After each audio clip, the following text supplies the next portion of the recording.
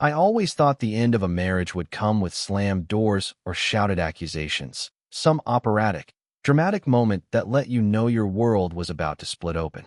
Instead, it came wrapped in the calm of a Saturday morning, accompanied by a knock on my front door and a manila envelope that changed everything. I was standing in the kitchen, halfway through making scrambled eggs for Emma, our 6-year-old daughter, when I heard the knock.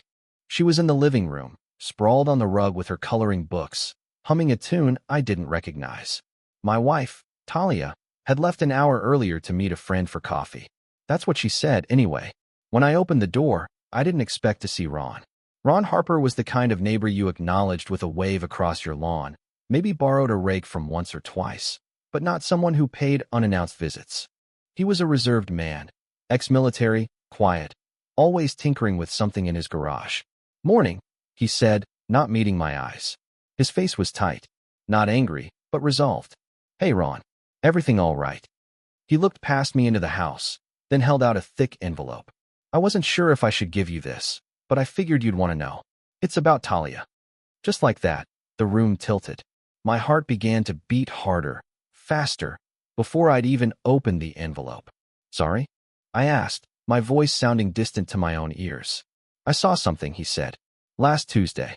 Then again yesterday. Thought maybe it was nothing, but..." He cleared his throat. "I've got security cameras. A few of them catch your driveway. Didn't mean to pry, but I saw a man going in while you were at work, while Emma was at school." I took the envelope. It felt heavier than it should have. I was suddenly aware of how warm the morning sun was, how loud the birds sounded from the hedges. I wanted to tell him he had the wrong house, that he was mistaken. "I thought you should see," he said quietly. "Do what you will with it." He turned and walked away before I could say anything else. I stood there for several seconds, the envelope burning in my hand, until Emma called out from the living room. "Daddy, you forgot my toast." I jolted into motion. "Coming, sweetheart." I shoved the envelope into the kitchen drawer, trying to keep my hands from shaking. Buttered the toast, plated the eggs, and set everything in front of her with a smile that felt like it belonged to someone else. She beamed. "Thanks, Daddy." I watched her eat, a knot tightening in my stomach. When she was done, I sent her upstairs to get dressed, then walked back to the drawer. I closed the kitchen blinds. Then I opened the envelope. Inside were 6 printed photos, each grainy but clear enough to see what mattered. The first one showed a tall man in a gray jacket standing at our front door at 11:03 a.m. on a Tuesday. The timestamp was burned into the bottom right corner. I recognized the time. I'd been at a project site for work. Talia was supposed to be working from home. The next photo showed the same man entering our house. Ron had angled his camera to catch a slice of our front porch. The man didn't knock. He used a key. The third and fourth photos showed them leaving 3 hours later. The man was ahead of her by a few feet, but her face was unmistakable. My wife. Hair tied back, wearing the green blouse I liked. They weren't touching, but something about the angle of her body, the expression on her face, it wasn't the look of someone helping a friend with computer issues. I flipped through the rest. One more from yesterday. The same man. A different time. Same routine. A man. My wife. Our home. And a key. I stood in the kitchen for a long time, listening to the hum of the refrigerator, trying to breathe evenly, trying to make sense of the jigsaw puzzle that had just been thrown at my feet. Talia had always been consistent, reliable, predictable. She was a teacher, a planner, someone who color-coded calendars and scheduled date nights weeks in advance. We weren't perfect, sure. What marriage is after 8 years? But I never once doubted her. Never once imagined she'd let someone else into our house, into our life. The rest of the morning passed in a blur. Emma and I went to the park. I smiled, pushed her on the swing, made small talk with other dads. But my mind was elsewhere, replaying those photos over and over, like a slideshow etched into my retinas. When we got home, I sent Emma to the playroom and went straight for Talia's desk in the den. Her laptop was there, as always, closed neatly beside a stack of lesson plans. I opened it. Password protected. Of course. I tried the usual, Emma's birthday. My name. Our anniversary. Nothing. I checked the drawers. Old receipts, dry pens, sticky notes. No second phone, no obvious clues. But her car keys were on the hook, her phone on the counter. If she had another phone, it wasn't here. I sat down on the couch, feeling the weight of 1,000 questions crash down on me. How long had this been going on? Did she love him? Was this just sex, or something deeper? And why in our own house? By the time I heard the garage door opening, I had put the photos back in the envelope and hidden it in the basement behind an old box of Christmas decorations. Talia walked in, sunglasses perched on her head, a to-go cup in hand. She smiled casually. "Hey, you and Emma have fun?" I studied her face. The same face I'd kissed 1,000 times. There was no guilt in her eyes. No twitch of discomfort. "Yeah," I said. "We went to the park. Ran into the Goldsteins." She slipped off her shoes and started toward the stairs. "I'm going to shower. Then maybe we can all go out for dinner?" "Sure," I replied, as if nothing had changed. But everything had. That night, after everyone was asleep, I lay in bed next to her, listening to the soft rhythm of her breath. My eyes were wide open, staring at the ceiling. Every movement, every sigh she made, felt like a lie unraveling. I didn't sleep. I waited until the sun rose, then went downstairs, turned on my laptop, and began planning. I wasn't going to confront her. Not yet. I wanted the truth. The whole truth. So I reached out to someone who owed me a favor, a guy I'd helped out of a jam years ago, when we were both still in our 20s. He worked in private security now. Within 24 hours, I had access to a discreet GPS tracker, 2 pinhole cameras, and software that could clone a phone without needing to unlock it. I didn't want to believe what I'd seen, but I also didn't want to be blindsided again. If she was going to burn this house down, I needed to know exactly how the fire started. That evening, while Talia bathed Emma, I planted the tracker under her car. Installed the camera in the hallway vent aimed at the front door. Another one in the living room bookshelf, aimed at the couch. The cloning software was the trickiest. It needed 30 uninterrupted minutes with her phone. I'd figure that part out later. By midnight, I had set everything in motion. My heart was a thudding drum in my chest, but I had never felt more alive. Like an engineer building a bomb, not to destroy, but to expose. The next few days passed in a blur of smiles and surveillance. I collected footage, watched timestamps, learned her routines down to the minute. And then, on Thursday afternoon, the front door camera caught him. The man from the photos. He entered again at 12:37 p.m. Talia wasn't far behind. And this time, the camera caught something more. Something that made my blood run cold. She kissed him. Right there. In our hallway. She kissed him the way she used to kiss me. And then they disappeared into the bedroom. I watched the footage 3 times. Each time, I felt something different.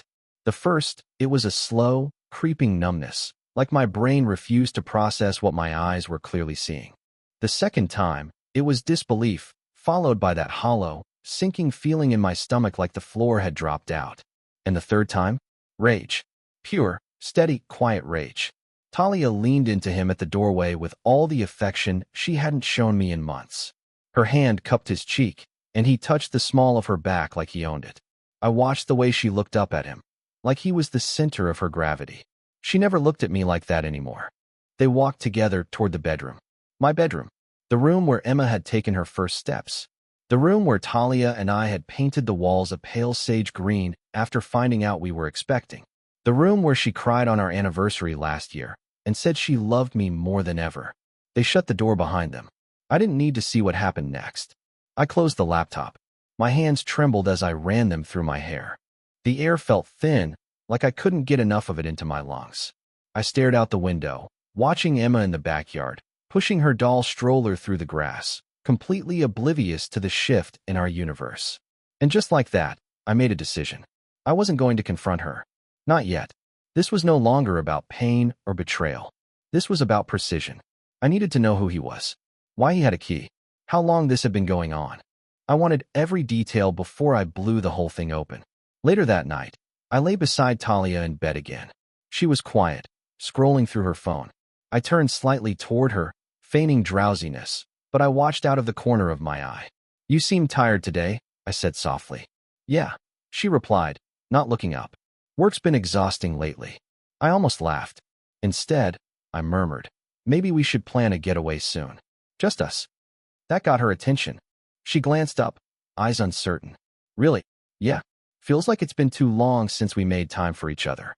She hesitated, then nodded. "That'd be nice." But her voice lacked conviction. It was the kind of agreement people gave when they knew something would never happen.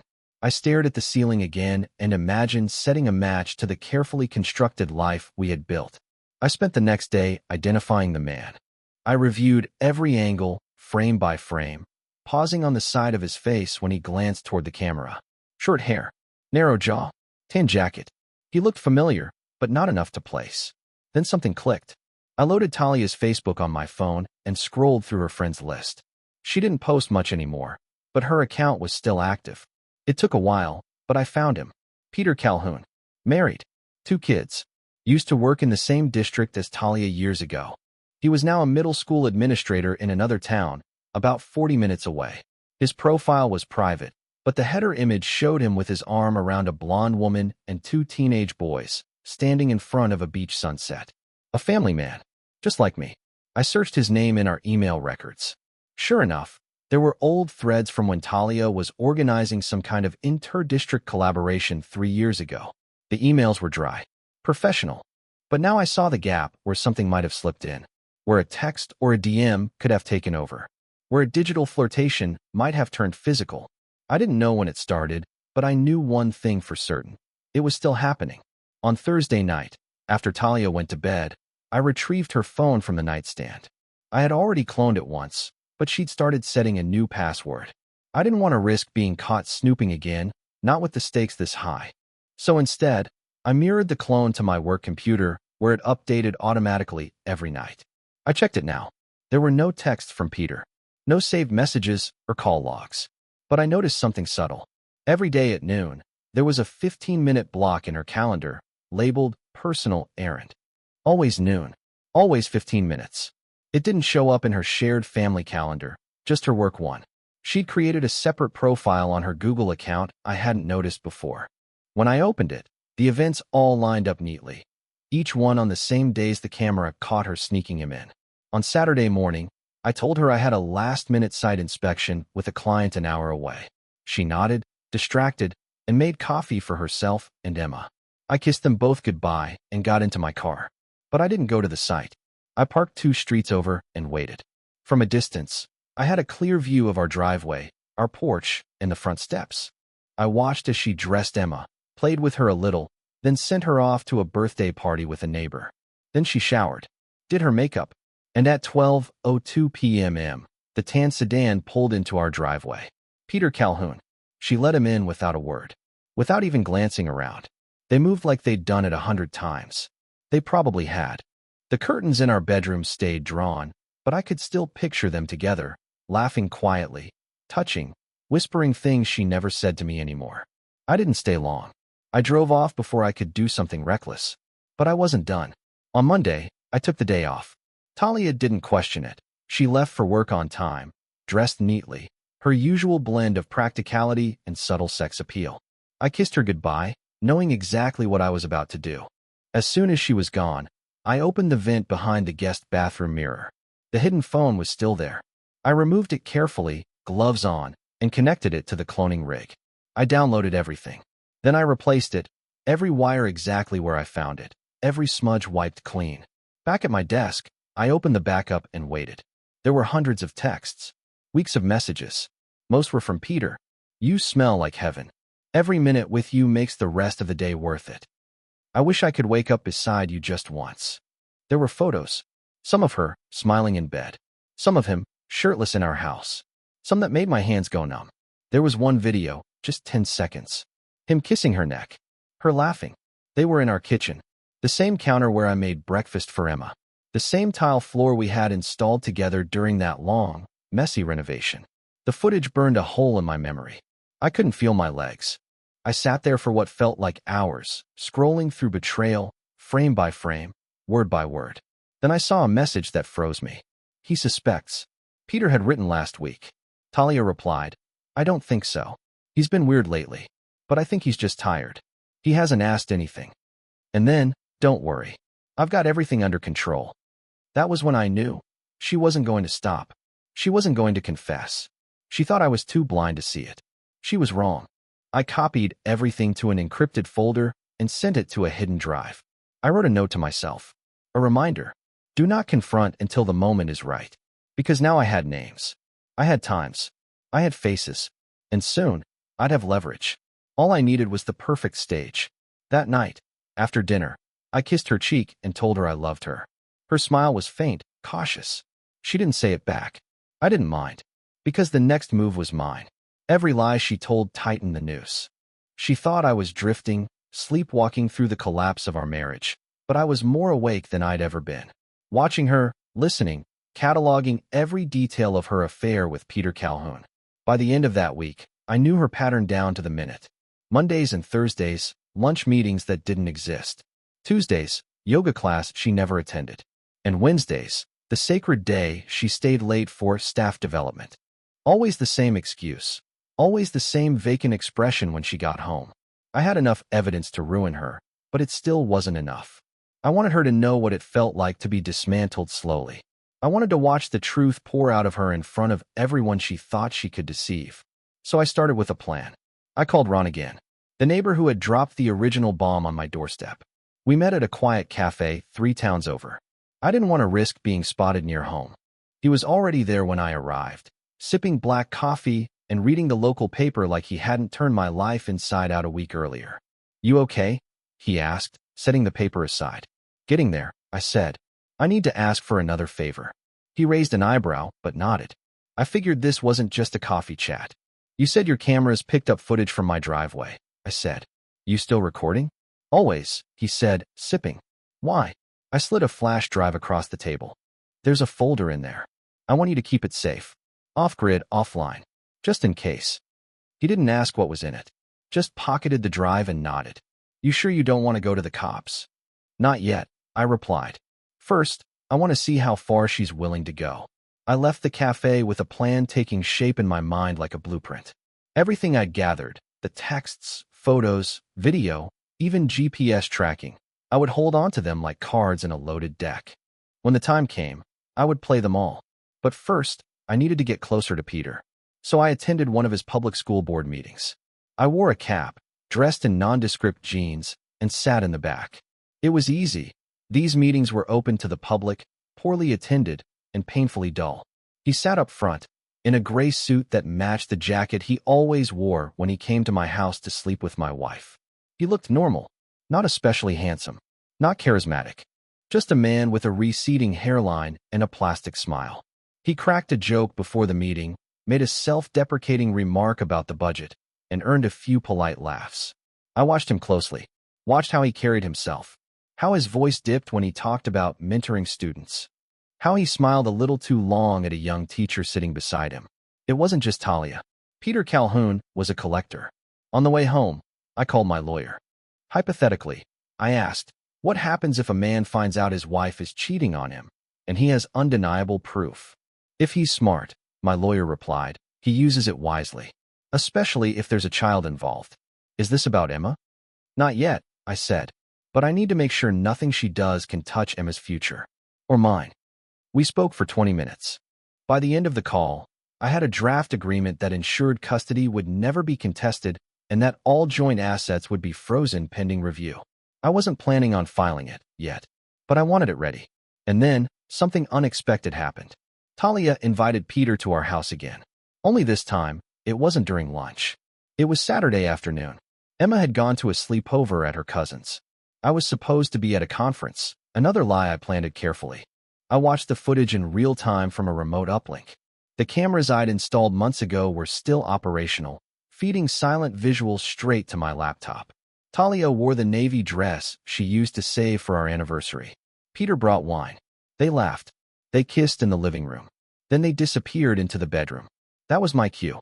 I drove back, parked at the end of the street, entered through the back gate, and let myself into the house like I always did, with the key I had earned, not stolen. They didn't hear me. Upstairs, the bedroom door was closed. I didn't open it. I didn't need to. Instead, I walked to the hallway closet and flipped the hidden switch behind the trim panel. The cameras had recorded everything, but now I was broadcasting it. Not to the police, not to a private server, but to the TV in the living room, and the one in the guest room, and the one in the basement office. Each screen flickered to life, showing the real-time footage of Peter and Talia in my bed. Then I walked back out and waited in the kitchen. 15 minutes later, The door creaked open. They both walked out, half-dressed, flushed, laughing. And then they saw the TV. They froze. Talia's face drained of color so fast I thought she might pass out. Peter swore under his breath, backing away like he'd just stepped into a minefield. I didn't move. Talia turned, eyes locking onto mine. Her lips parted. Nothing came out. I see you've made yourself at home, I said. Peter stepped forward. Listen, man. Don't, I said calmly. You don't talk. You walk. Right now. He hesitated, looked at her, then back at me. I said walk. He grabbed his jacket, muttered something neither of us caught, and slipped out the front door. The silence that followed was suffocating. Talia opened her mouth again. I raised a hand. Don't lie. I've seen it all. Read it all. Heard it all. She swallowed hard. How long have you known? Long enough, I said. Since the day Ron brought me photos. Since I saw the key.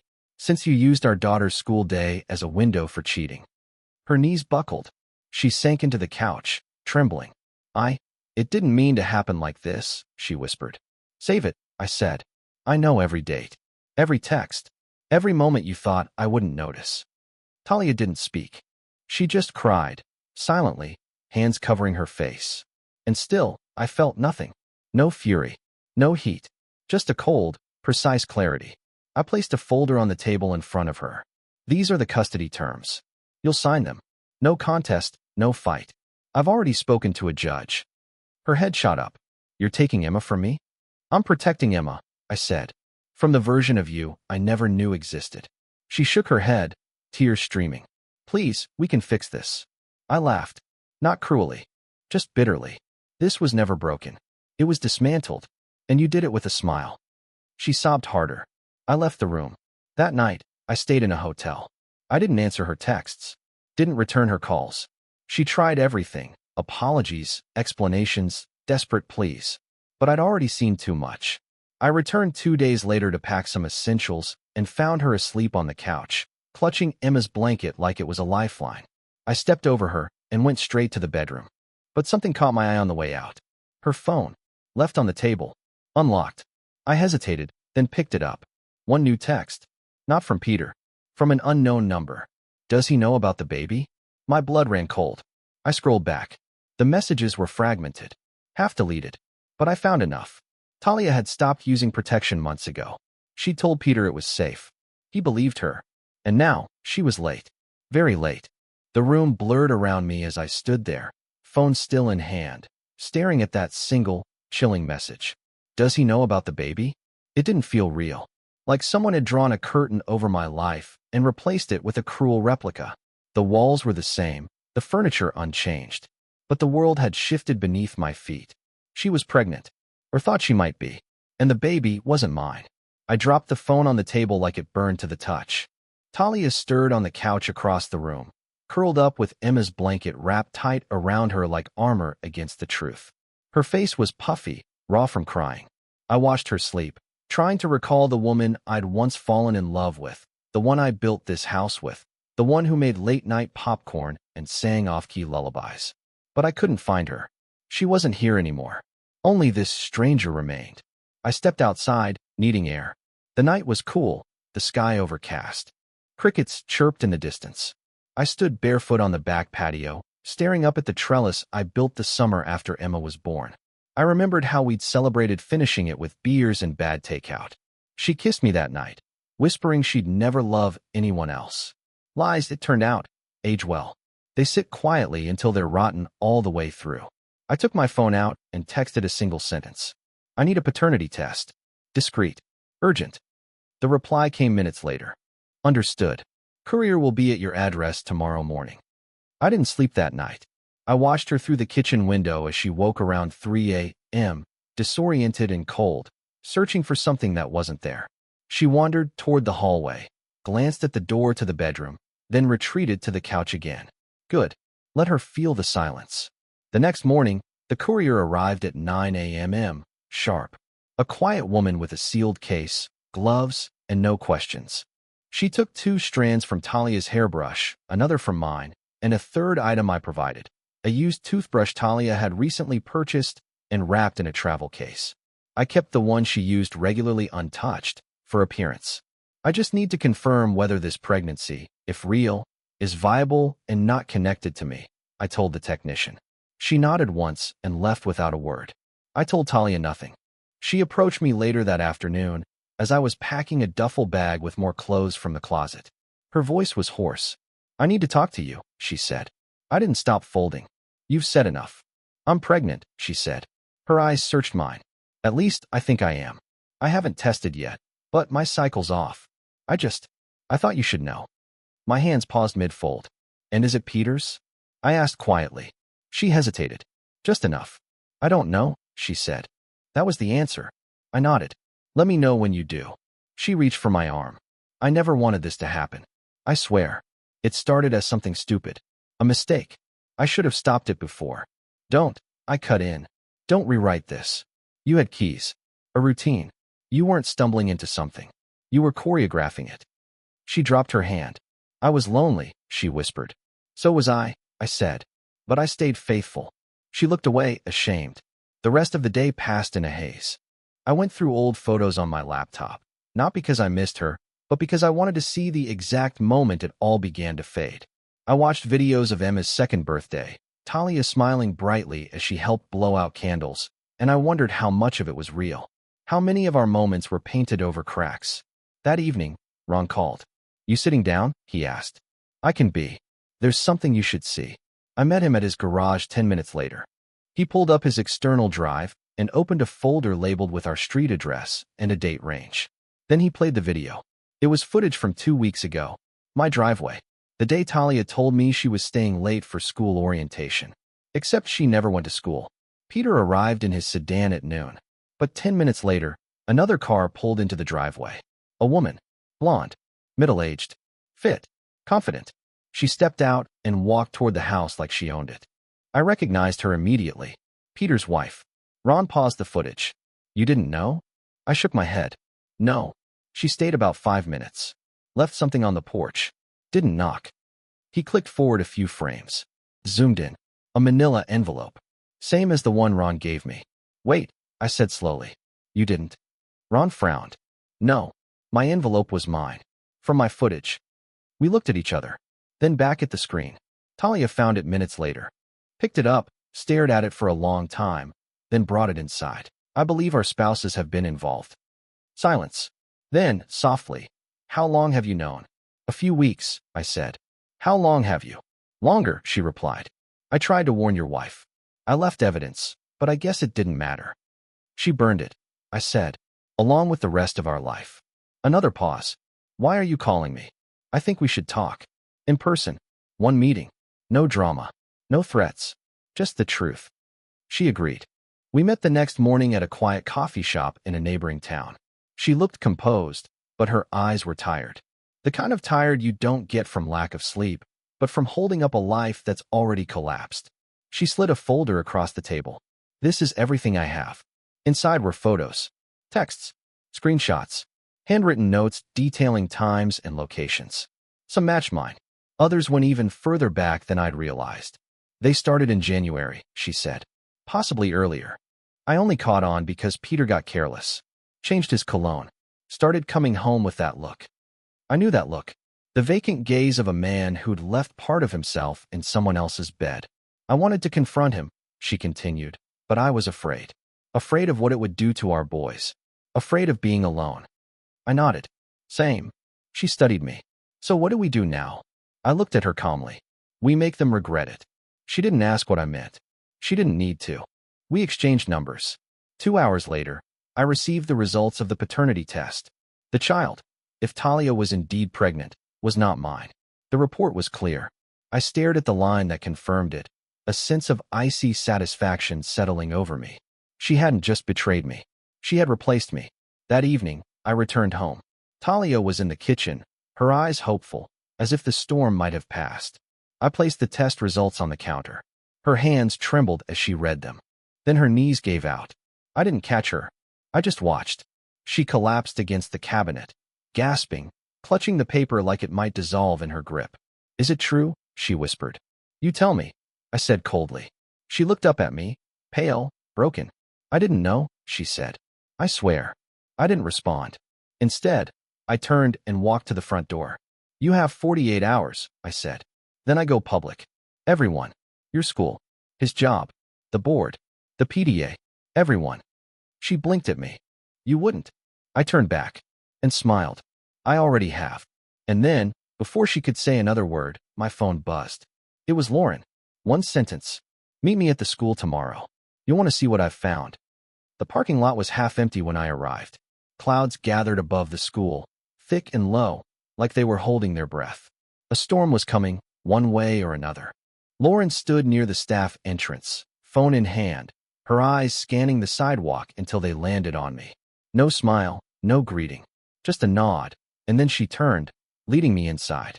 It felt strange walking the halls of someone else's world. This was Peter Calhoun's kingdom, his domain of morning announcements and assembly speeches, polished shoes, and easy smiles. But today it would all come undone. Lauren pushed open the door to the staff conference room and gestured to a chair. A laptop sat on the table, already open. Security footage, she said. One of my friends on the board pulled it for me. I told her Peter left his badge at home and needed help confirming his time in. She clicked play. There he was. Peter, entering through the staff entrance last Wednesday, hand in hand with Talia. She laughed as he pulled her behind a wall and kissed her. Not a casual peck. This was the kind of kiss that rewrites history. They met here. I asked, my voice low. Often, Lauren said. Turns out the staff development your wife stayed late for? That was code. My stomach tightened, but I kept my face still. I'd seen enough. The evidence wasn't for me anymore. It was for what came next. I turned to Lauren. Are you ready? She nodded. That afternoon, everything began to unravel. It started with an anonymous tip, one-eyed, carefully prepared, sent to the superintendent's office, the school board, and the local news outlet that loved juicy scandals. Attached was a package of photos, videos, and timestamps. Simultaneously, Lauren forwarded the footage to Peter's department head in HR. And just like that, the fire lit. Peter was called into the superintendent's office that very evening. The email I intercepted later made it clear. He was suspended pending an internal investigation for misconduct, both moral and professional. The school board had a zero-tolerance clause for administrators engaged in unethical relationships, especially if it involved deception, favoritism, or use of school facilities. The next morning, Talia was asked not to report to work. I knew because she called me in a panic. I didn't answer.